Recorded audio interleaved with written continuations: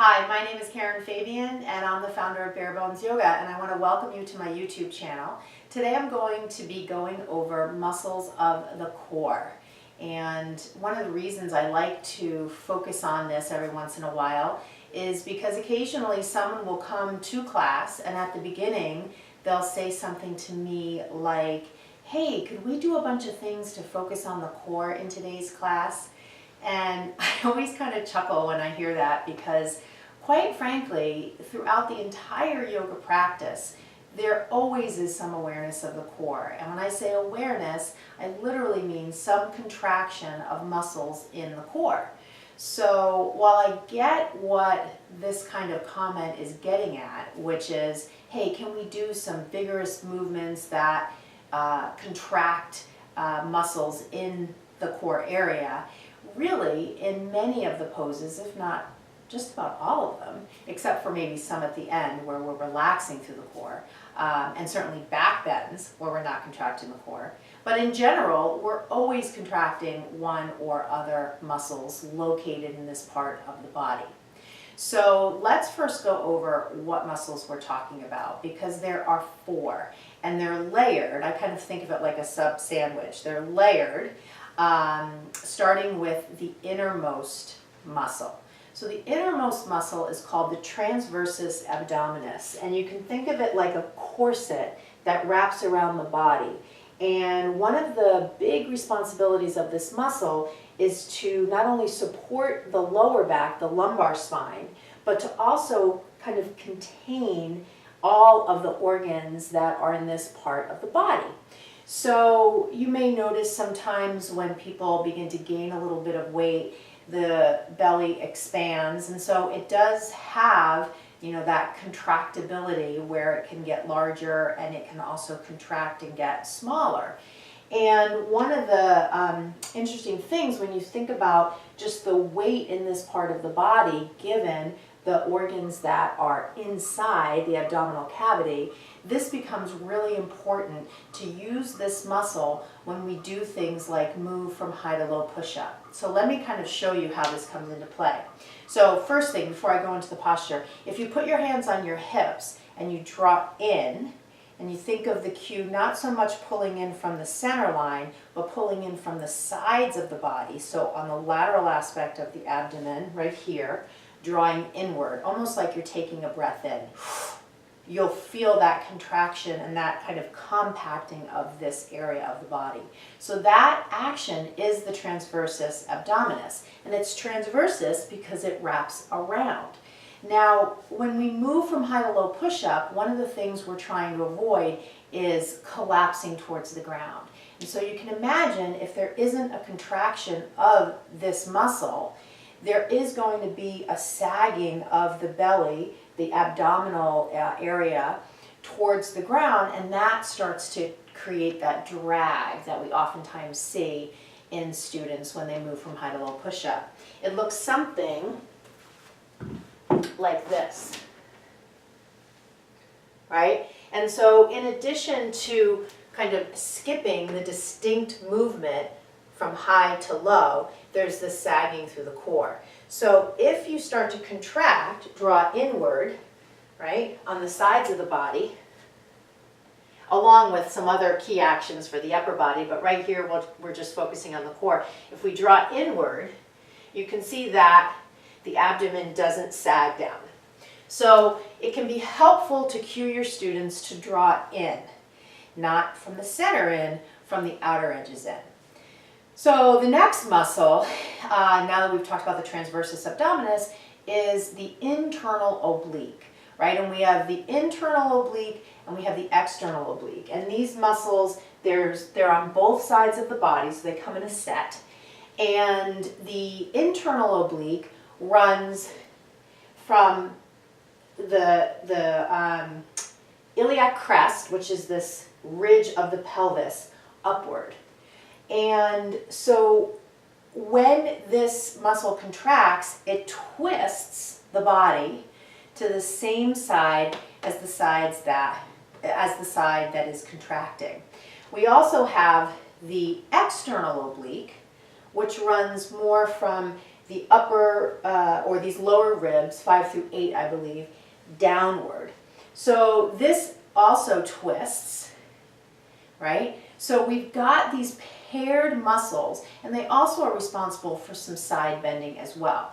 So these are our twisting muscles, and there are plenty of postures where we're twisting through the abdomen. You can imagine this tones the side body and also helps with some of that sense of creating some length and some containment, I guess I could say, or some contractibility of the abdomen rather than sagging out, which can exaggerate the curve of the lumbar spine, so creating some of that sway back we sometimes see. So from there, we now look at the outermost muscle, which is the rectus abdominis, and this runs from here down to, from the sternum down to the pubic bone. And so this is this long center line, and what we oftentimes, you can actually refer to it as the center line of the body. So this is more commonly referred to when we ask students to do something like draw the belly button into the spine. You might feel, if you put your hands on the sides of your body, that when you draw in through the belly button, you also get a little transversus action too. But rectus abdominis is really seen more as drawing the belly button in towards the spine. The other thing that you can imagine, because it does run up here, it has a little bit of an action on these upper ribs. So if we really draw in, you know, we get a little bit of a sense of the contractibility somewhere up in here, and you kind of feel that tensing up as well. So again, we're looking at hugging in transversus, internal and external obliques, twisting or rotation of the torso, and then rectus abdominis, which is that long center line. So I talked a little bit about moving from high to low push-up and engaging the transversus. What about doing balancing poses like tree and cueing people to draw the belly button in towards the spine to help create some balance through the pelvis? Certainly in twisting postures, then in that position, in those positions we're calling on the obliques. So there are plenty of shapes where we're using the muscles of the abdomen, and they're not necessarily what you would consider core exercises like sit-ups or variations of sit-ups, bicycle twists and things like that. And so, you know, this is just one of the ways that you can integrate into your teaching this idea of speaking to the core. The other place that it can be helpful is in arm balances. So something like crow pose is another really nice time to cue people to pull the belly button in, right? Pull the belly button in here helps us create a little bit of that lightness we want, so we can lift the feet off the floor, along with lifting the chin a little bit so the head doesn't drop completely. That also helps as well. So all of these ideas are ways to speak to the core as you're teaching and educate your students about what these different muscles are. One other thing that I'll just kind of throw out there, when you see people coming into crescent lunge, sometimes you notice this kind of relaxing through the core and that kind of exaggerated sway back position. This is anatomically speaking called a lordotic spine versus a hunchback, which is a kyphotic spine. So here it's also nice to cue to the rectus abdominis to help people protect the lower back and bring a little more integrity to the center of the body rather than kind of hanging out in the low back. And of course, in back bends, so whenever we're moving in this plane, we're not contracting the core. So in those positions, whether it's wheel pose or something like dancer's pose or upward dog, we're relaxing through the rectus abdominis and allowing it to lengthen as we move backwards to extend the spine. So all of this information can sometimes seem overwhelming, and certainly as you're learning all the different muscles and joints and bones, it can seem like a lot to just learn the information and then apply it to practice. And I totally get that. I hear that a lot from teachers when I go out and do anatomy trainings. So one of the things I've done is I've created an anatomy manual that breaks down the muscles, the bones, the joints, applies them to the postures, and then gives you practical ways to apply it to teaching. So something like this, cueing towards the rectus abdominis to prevent sway back and crescent lunge. That's kind of the practical application of this knowledge.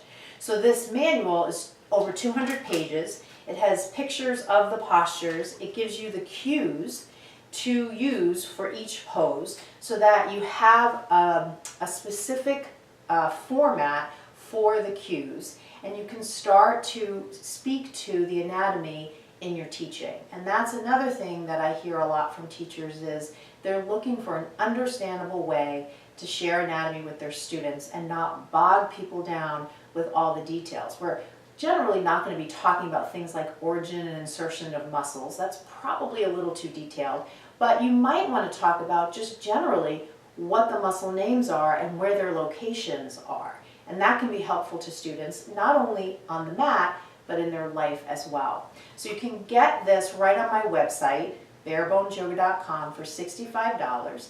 And also on the website, right on the home page, at the bottom of the website, there's a link to my Learn Yoga Challenge. And this is a free 8-video series right here on YouTube that'll walk you through key postures, the anatomy, the alignment behind them, and also includes a bonus video that goes over the mechanical aspects of foam rolling, which a lot of people are doing, but many people don't really understand what the heck is happening underneath the skin when I use a foam roller. So go to the website, barebonesyoga.com, get the anatomy manual, especially if you're a teacher. This will really help bring anatomy into your teaching. And then take the Learn Yoga Challenge, which is a free 8-video series, kind of an online training of sorts, that'll walk you through a lot of the key fundamental postures and break down the anatomy and the alignment of each one. So I hope you've enjoyed this. Thank you so much for watching, and namaste.